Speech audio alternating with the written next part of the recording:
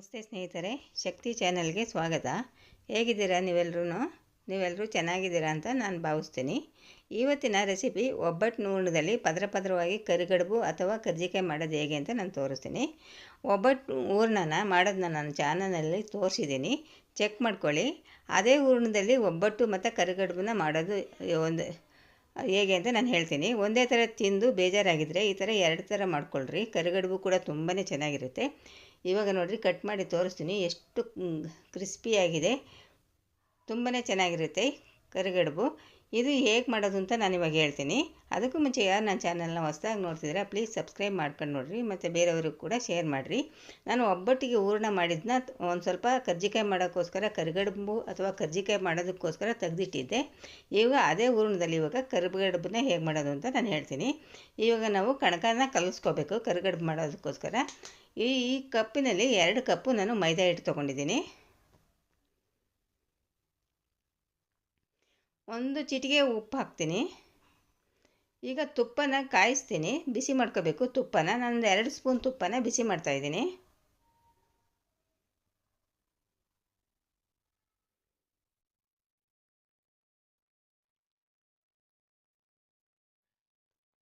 ಈಗ ತುಪ್ಪ ಬಿಸಿ ಆದಮೇಲೆ ಇವಾಗ ನಾನು ಮೈದಾ ಹಿಟ್ಟಿನ ಮೇಲೆ ಹಾಕ್ತೀನಿ.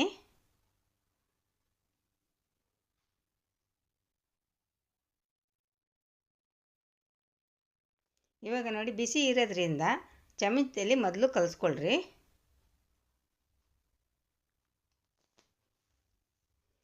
ಇವಾಗ ಕೈಯಿಂದ ಚೆನ್ನಾಗಿ ಕಲಿಸ್ರಿ. ಚೆನ್ನಾಗಿ ಕಲಿಸ್ಬೇಕು. ನಾವು ಕಲಿಸಿದಾಗ ಉಂಡೆ ಥರ ಬರಬೇಕು, ಆ ಥರ ಕಲಿಸ್ಬೇಕು. ಚೆನ್ನಾಗಿ ಮಿಕ್ಸ್ ಮಾಡಬೇಕು.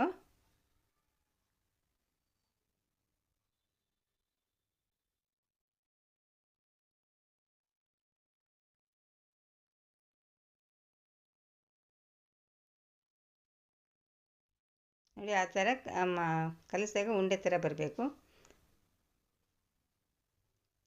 ಇವಾಗ ಚೆನ್ನಾಗಿ ತುಪ್ಪದಲ್ಲಿ ಕಲಸಿದ್ದಾಗಿದೆ. ಇವಾಗ ಸ್ವಲ್ಪನೇ ನೀರು ಹಾಕ್ಕೊಂಡು ಚಪಾತಿ ಹಿಟ್ಟಿನಿಂದ ಸ್ವಲ್ಪ ಗಟ್ಟಿಯಾಗಿ ಕಲಿಸ್ಬೇಕು. ಸ್ವಲ್ಪನೇ ನೀರು ಹಾಕ್ಕೊಂಡು ಕಲಿಸ್ರಿ, ಒಂದೇ ಸಾರಿ ನೀರು ಹಾಕ್ಕೋಬೇಡ್ರಿ.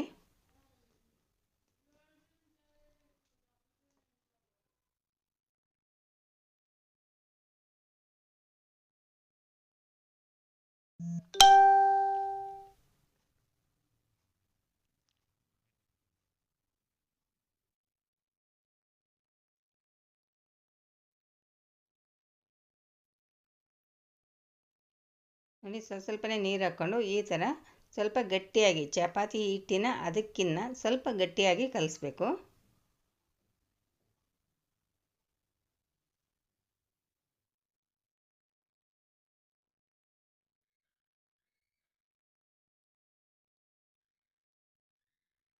ಇವಾಗ ನೋಡಿ, ಗಟ್ಟಿಯಾಗಿ ಕಲಸಿದ್ದೀನಿ. ಇವಾಗ ಸ್ವಲ್ಪ ತುಪ್ಪನ ಮೇಲೆ ಸವರಬೇಕು, ಹಿಟ್ಟು ಒಣಗಬಾರ್ದು ಅಂತ. ಸ್ವಲ್ಪ ತುಪ್ಪ ಸವರಿಬಿಟ್ಟು ಒಂದು 10 ನಿಮಿಷ ನೆನೆಯೋದಕ್ಕೆ ಇಡಬೇಕು.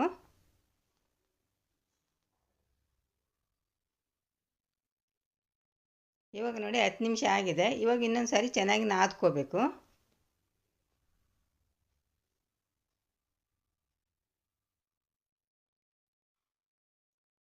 ಚೆನ್ನಾಗಿ ನಾದ್ಕೊಂಡ್ಮೇಲೆ ಈ ಥರ ರೋಲ್ ಮಾಡಬೇಕು.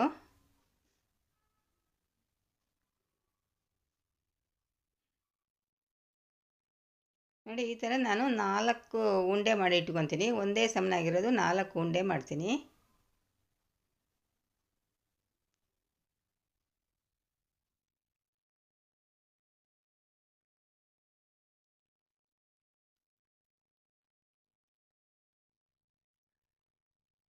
ಈಗ 4 ಉಂಡೆನ ಮಾಡಿದ ಮೇಲೆ ಇವಾಗ ಮೈದಾ ಹಿಟ್ಟನ್ನ ಹಾಕ್ಬಿಟ್ಟು ಇವಾಗ ಲಟ್ಟಿಸ್ತೀನಿ. ಚಪಾತಿ ಥರ ಲಟ್ಟಿಸ್ತೀನಿ.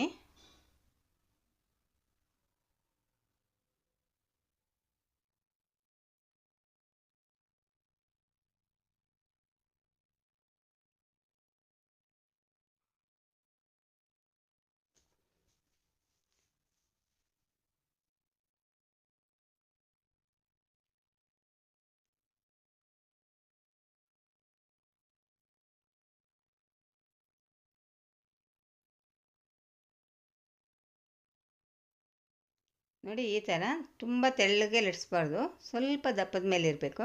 ಇವಾಗ ಈ ಥರ ಲಟ್ಸಿದ್ದೀನಿ. ಈ ಥರ 4 ಉಂಡೆನೂ ನಾನು ಚಪಾತಿ ಥರ ಲಟ್ಸಿ ಇಡ್ತೀನಿ.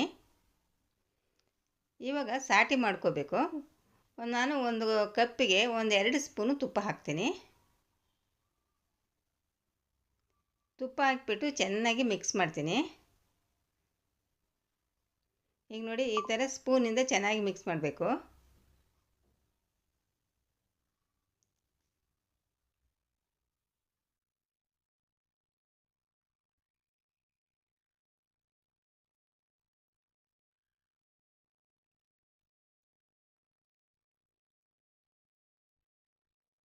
ಇವಾಗ 2 ಸ್ಪೂನು ನಾನು ಅಕ್ಕಿ ಹಿಟ್ಟನ್ನ ಹಾಕ್ತೀನಿ.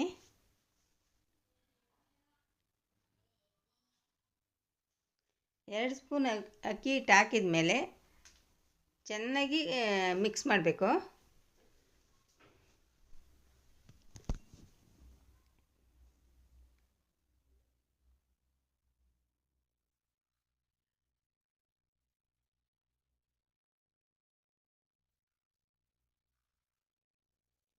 ನೋಡಿ ಈ ಥರ ಬರಬೇಕು. ಒಳ್ಳೆ ಕ್ರೀಮಿ ಟೆಕ್ಸ್ಚರ್ ಇರಬೇಕು. ಆ ಥರ ಚೆನ್ನಾಗಿ ಮಿಕ್ಸ್ ಮಾಡಬೇಕು. ಈಗ ನಾನು ತೋರಿಸ್ತಾ ಇದ್ದೀನಲ್ಲ, ಈ ಥರ ಮಿಕ್ಸ್ ಮಾಡಿರಿ. ಇದಕ್ಕೆ ಸಾಟಿ ಅಂತ ಕರೀತಾರೆ. ಈಗ ಸಾಟಿ ರೆಡಿ ಆಯಿತು.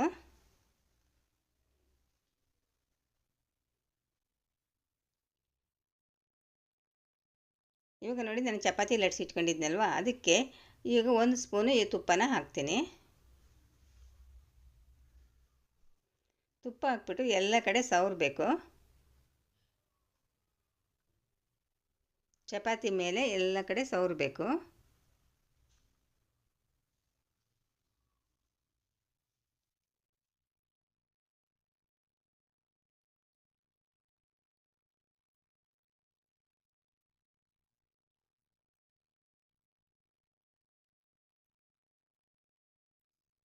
ಇವಾಗ ನೋಡಿ ಅದ್ರ ಮೇಲೆ ಇನ್ನೊಂದು ಚಪಾತಿ ಹಾಕ್ತೀನಿ.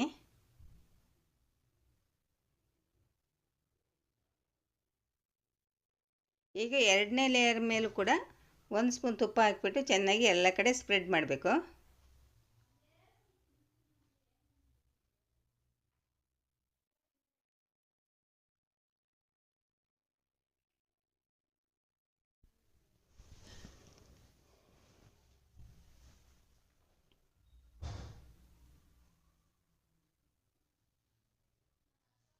ಇವಾಗ ನೀವು ನೋಡ್ತಾ ಇದ್ದೀರಲ್ಲ, ಈ ಥರ ಎಲ್ಲ ಕಡೆ ಫುಲ್ಲು ಸ್ಪ್ರೆಡ್ ಮಾಡಬೇಕು. 1 ಸ್ಪೂನ್ ತುಪ್ಪ ಹಾಕಿಬಿಟ್ಟು ಚೆನ್ನಾಗಿ ಸ್ಪ್ರೆಡ್ ಮಾಡಬೇಕು.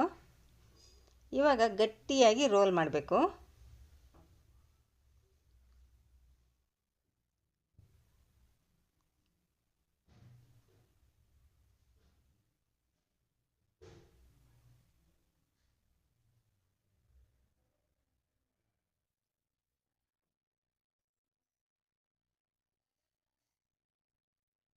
ನೋಡಿ ಈ ಥರ ಗಟ್ಟಿಯಾಗಿ ರೋಲ್ ಮಾಡಿರಿ. ರೋಲ್ ಮಾಡಿ ಸ್ವಲ್ಪ ಕೈಯಿಂದನೇ ಉದ್ದ ಮಾಡಿರಿ.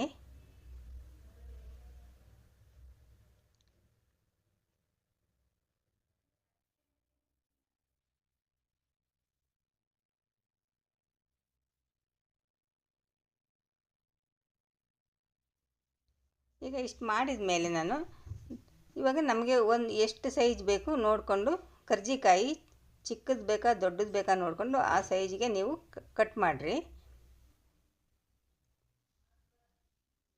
ದೊಡ್ಡದು ಕರಿಗಡುಬು ಮಾಡೋದಾದರೆ ದೊಡ್ಡದಾಗಿ ಕಟ್ ಮಾಡಿರಿ. ಇಲ್ಲ ಚಿಕ್ಕ ಕಡುಬು ಮಾಡೋದಾದರೆ ಚಿಕ್ಕದಾಗಿ ಕಟ್ ಮಾಡಿರಿ.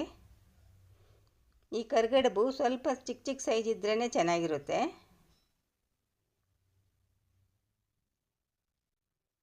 ಈಗ ನೋಡಿ ಇದೇ ಥರ ಎಲ್ಲದನ್ನು ಕಟ್ ಮಾಡಿ ಇಡ್ತೀನಿ.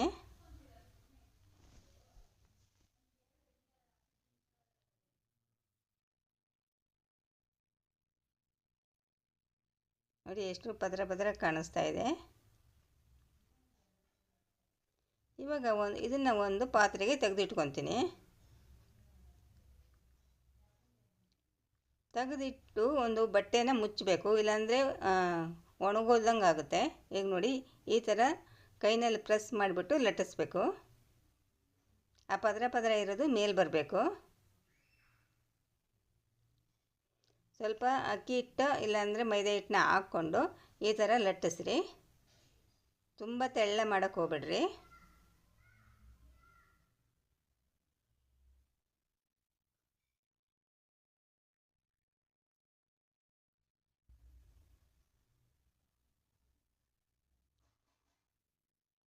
ನೋಡಿ ಈ ಥರ ಪೂರಿ ಥರ ಲಟ್ಸಿ ಇಡಬೇಕು. ಇವಾಗ ನಾವು ಒಬ್ಬಟ್ಟಿನ ಹೂರಣ ಅದನ್ನು ಇವಾಗ ಇಷ್ಟು ಒಂದು ಉದ್ದ ರೋಲ್ ಮಾಡಿಕೊಂಡು ಅರ್ಧಕ್ಕೆ ಮಡಚಬೇಕು. ಸುತ್ತ ನಾನು ನೀರನ್ನ ಸವರ್ತಾ ಇದ್ದೀನಿ. ಆ ಥರ ನೀರು ಸವರಿಲ್ಲ ಅಂತಂದರೆ ಎಣ್ಣೆಯಲ್ಲಿ ಬಿಟ್ಕೊಬಿಡುತ್ತೆ. ನೀರು ಸವರಿದ ಮೇಲೆ ಇವಾಗ ಅರ್ಧಕ್ಕೆ ಫೋಲ್ಡ್ ಮಾಡ್ತೀನಿ.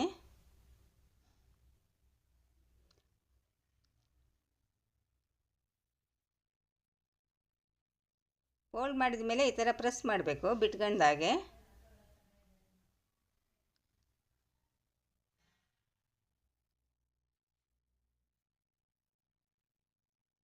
ನೋಡಿ ಈ ಥರ ಚೆನ್ನಾಗಿ ಪ್ರೆಸ್ ಮಾಡಿದ ಮೇಲೆ ಇದನ್ನೇ ಎಣ್ಣೆಯಲ್ಲಿ ಕರಿಬೋದು. ನಮಗೆ ಸ್ವಲ್ಪ ಡಿಸೈನ್ ಬೇಕು ಅಂದರೆ ಈಗ ನೋಡಿ ಫೋರ್ಕ್ ತೊಗೊಂಡು ಈ ಥರ ಮಾಡಿದರೆ ಡಿಸೈನಾಗಿ ಬರುತ್ತೆ, ನೋಡೋದಕ್ಕೂ ಕೂಡ ಚೆನ್ನಾಗಿರುತ್ತೆ.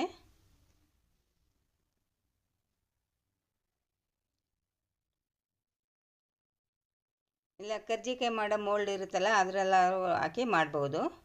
ನೋಡಿ ಇವಾಗ ರೆಡಿ ಆಯಿತು. ಎಣ್ಣೆಲಿ ಕರಿಯೋದಕ್ಕೆ ಕರಿಗಡುಬು ರೆಡಿ ಆಯಿತು. ಇವಾಗ ಎಣ್ಣೆ ಬಿಸಿಯಾಗಿದೆ. ಇವಾಗ ಎಣ್ಣೆಗೆ ಹಾಕ್ತಾಯಿದ್ದೀನಿ. ಇದನ್ನು ಮೀಡಿಯಮ್ಮಿಂದ ಲೋ ಫ್ಲೇಮ್ಗೆ ಮಾಡಿಕೊಂಡು ಎಣ್ಣೆಯಲ್ಲಿ ಕರೀರಿ. ಹೈ ಫ್ಲೇಮ್ ಮಾತ್ರ ಮಾಡೋಕ್ಕೆ ಹೋಗ್ಬೇಡ್ರಿ.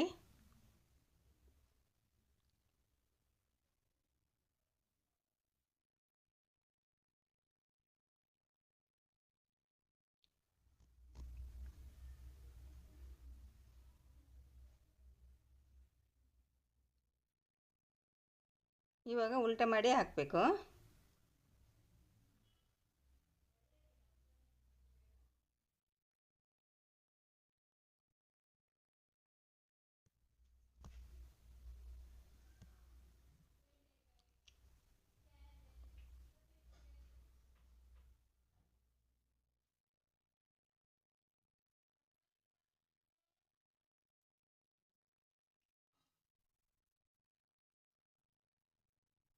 ನೋಡಿ ಇವಾಗ ಈ ಬಣ್ಣನ ಎಣ್ಣೆಯಲ್ಲಿ ಕರಿಬೇಕು.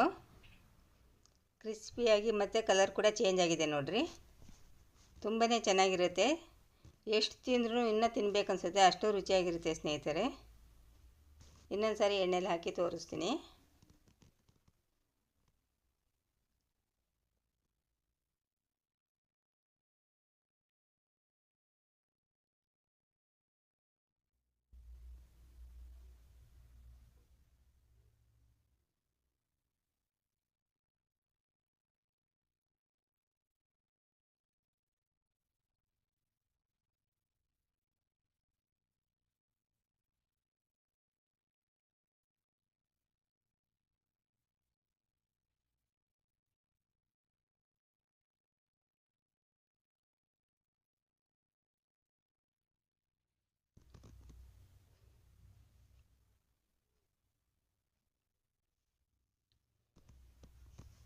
ನೋಡಿ ಎಷ್ಟು ಚೆನ್ನಾಗಿ ಬಂದಿದೆ, ಎಷ್ಟು ಚೆನ್ನಾಗಿ ಕಲರ್ ಕೂಡ ಎಷ್ಟು ಚೆನ್ನಾಗಿದೆ. ಈ ಥರ ಇಷ್ಟು ಕಲರ್ ಬರೋವರೆಗೂ ಕರಿಬೇಕು. ಆವಾಗ ಗರಿಗರಿಯಾಗಿ ಕ್ರಿಸ್ಪಿಯಾಗಿ ತುಂಬಾ ಚೆನ್ನಾಗಿರುತ್ತೆ.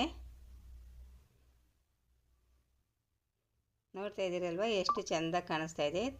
ರುಚಿ ಕೂಡ ಅಷ್ಟೇ ಚೆನ್ನಾಗಿರುತ್ತೆ. ಕರಿಗಡುಬು ಒಬ್ಬಟ್ಟು ತಿಂದು ಬೇಜಾರಾಗಿದ್ದರೆ ಇದನ್ನೊಂದು ದಿವಸ ಮಾಡ್ಕೊಳ್ರಿ ಅದೇ ಹೂರಣದಲ್ಲಿ.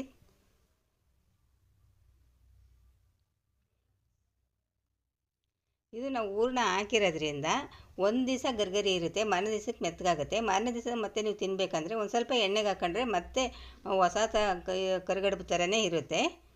ನೋಡಿ ರೆಡಿ ಆಯಿತು ಕರಿಗಡುಬು. ಈ ವಿಡಿಯೋ ನಿಮಗೆ ಇಷ್ಟ ಆದರೆ ಒಂದು ಲೈಕ್ ಮಾಡಿ, ಶೇರ್ ಮಾಡಿ, ಪ್ಲೀಸ್ ನನ್ನ ಚಾನಲ್ಗೆ ಸಬ್ಸ್ಕ್ರೈಬ್ ಮಾಡಿ.